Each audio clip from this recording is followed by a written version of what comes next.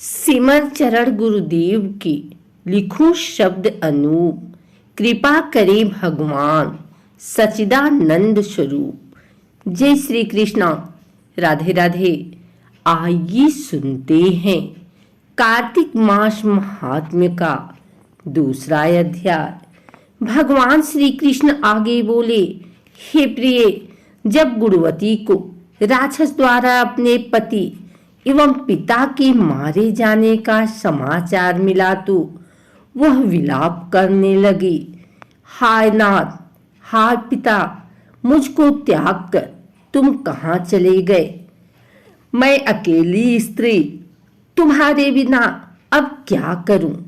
अब मेरे भोजन वस्त्र आदि की व्यवस्था कौन करेगा? घर में प्रेम पूर्वक मेरा पालन पोषण कौन करेगा? मैं कुछ भी नहीं कर सकती। मुझ विधवा की कौन रक्षा करेगा? मैं कहाँ जाऊं? मेरे पास तो अब कोई ठिकाना भी नहीं रहा। इस प्रकार विलाप करते हुए गुणवती चक्कर खाकर धरती पर गिर पड़ी और बेहोश हो गई। बहुत देर बाद जब उसे होश आया तो वह पहले की ही भांति करुण विलाप करते हुए शोक सागर में डूब गई।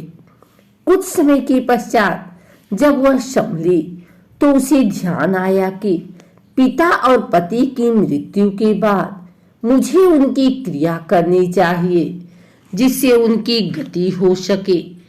इसलिए उसने अपने घर का सारा सामान बेच दिया और उससे प्राप्त धन से उसने अपने पिता एवं पति का श्राद्ध आदि कर्म किया। तत्पश्चात वह उसी नगर में रहते हुए आठों पहर भगवान विष्णु की भक्ति करने लगी। उसने मृत्यु पर्यंत नियम पूर्वक सभी एकादशियों का व्रत और कार्तिक महीने में उपवास एवं व्रत किए। हे प्रिय, एकादशी और कार्तिक व्रत मुझे बहुत ही प्रिय है। इनमें मुक्ति, भुक्ति, पुत्र तथा संपत्ति प्राप्त होती है। कार्तिक मास में जब तुला राशि पर सूर्य आता है तब ब्रह्म मुहूर्त में उठकर स्नान करने व व्रत का उपवास करने वाले मनुष्य मुझे बहुत प्रिय हैं, क्योंकि यदि उन्होंने पाप भी किए हो तो भी स्नान व व्रत के प्रभाव से उन्हें मोक्ष प्राप्त हो जाता है। कार्तिक में स्नान, जागरण, दीपदान तथा तुलसी के पौधे की रक्षा करने वाले मनुष्य साक्षात भगवान विष्णु के समान हैं। कार्तिक मास में मंदिर में झाड़ू लगाने वाले, स्वास्तिक बनाने वाले तथा भगवान विष्णु की पूजा करने वाले मनुष्य जन्म मरण के चक्कर से छुटकारा पा जाते हैं। यह सुनकर गुणवती भी प्रतिवर्ष श्रद्धा पूर्वक कार्तिक का व्रत और भगवान विष्णु की पूजा करने लगी। हे प्रिय, एक बार उसे ज्वर हो गया और वह बहुत कमजोर भी हो गई। फिर भी वह किसी प्रकार गंगा स्नान के लिए चली गई। गंगा तक तो वह पहुंच गई, परंतु शीत के कारण वह बुरी तरह से कांप रही थी। इस कारण वह शिथिल हो गई। तब मेरे भगवान विष्णु के दूत उसे मेरे धाम में ले आए। तत्पश्चात ब्रह्मा आदि देवताओं की प्रार्थना पर जब मैंने कृष्ण का अवतार लिया तो मेरे गण भी मेरे साथ इसी पृथ्वी पर आए जो इस समय यादव हैं। तुम्हारे पिता पूर्व जन्म में देव शर्मा थे तो इस समय सत्राजित हैं। पूर्व जन्म में चंद्र शर्मा जो तुम्हारा पति था वह डाकू है। और हे देवी, तू ही वह गुणवती है। कार्तिक व्रत के प्रभाव के कारण ही तू मेरी अर्धांगिनी हुई। पूर्व जन्म में तुमने मेरे मंदिर के द्वार पर तुलसी का पौधा लगाया था।